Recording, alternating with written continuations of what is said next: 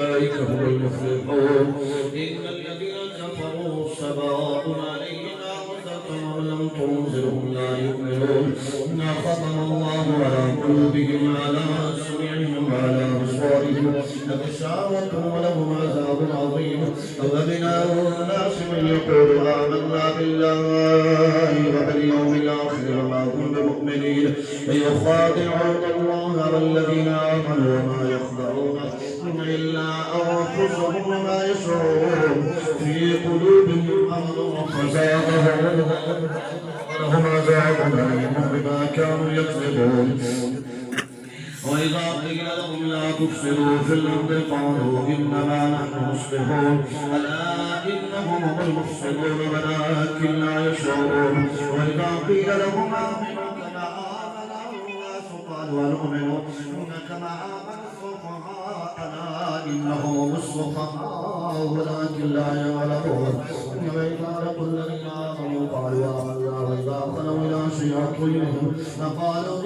إنا معكم إنما نحن مستهزئون الله يستهزئ بهم ويمدهم في طغيانهم يعمهون أولئك الذين اشتروا الضلالة بالهدى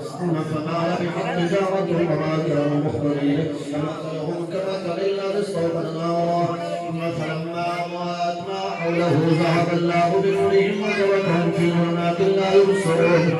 الصم بكم عمي فهم لا يرجعون كصيب من السماء إن فيه ظلمات ورعد وبرق يجعلون أصواتهم في آذانهم من الصواعق حذر الموت والله محيط بالكافرين يكاد البرق يخطف أبصارهم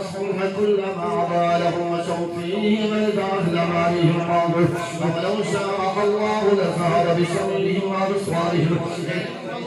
على كل شيء قدير يا أيها الناس اعبدوا ربكم الذي خلقكم والذين من قبلكم لعلكم تتقون الذي جعل لكم الأرض فراشا والسماء بناء وأنزل من السماء ماء فأخرج به من الثمرات رزقا لكم فلا تجعلوا لله أندادا وأنتم تعلمون في ريب مما نزلنا على عبدنا فأتوا بسورة مثله ودعوا شهداءكم من دون الله إن كنتم صادقين فإن لم تفعلوا ولم تفعلوا لقطعوا النار التي وقودها الناس والحجارة أعدت للكافرين وبشر الذين آمنوا وعملوا الصالحات أن لهم جنات تجري من تحتها كلما رزقوا منها ثمرة قالوا هذا الذي ذكرنا من قبله فوقعوا فيه متشابها أولهم فيها أزواج مطهرة وهم فيها خالدون إن الله لا يستحيي أن يضرب مثلا ما بعوضة فما فوقها فأما الذين آمنوا فيعلمون أنه الحق من ربهم وأما الذين كفروا فيقولون ماذا أراد الله بهذا مثلا يضل به كثيرا ويهدي به كثيرا وما يضل به إلا الفاسقين الذين يعبدون عهد الله من بعد ميثاقه ويقولون ما أمر الله به أن يوصل ويفسدون في الأرض أولئك هم الخاسرون فكيف تكفرون بالله وكنتم أمواتا فأحياكم ثم يميتكم ثم يحييكم ثم إليه ترجعون هو الذي خلق لكم ما في الأرض جميعا ثم استوى إلى السماء فسواهن سبع سماوات وهو من كل شيء عليم وإذا قال